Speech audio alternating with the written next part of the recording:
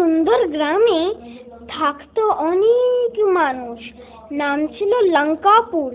সেখানে শুধু ভয় ছিল এক ডাইনির, শাকচুন্নি। একবার চুড়েলকে ওর বাড়ির একটা ছেলের বাড়ির পাশে চলে আসে রাত্রে, আর ছেলে খুব ভয় পেয়ে যায়, খুব বড় হয়ে যায়, আর ওই ছেলেটাকে মেরে ফেলতেই যায়।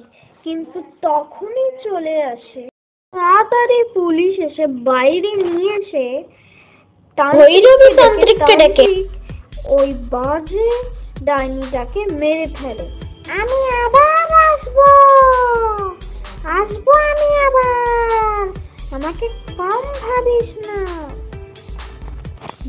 বলে চুড়েল খুব ছোট হয়ে যায়।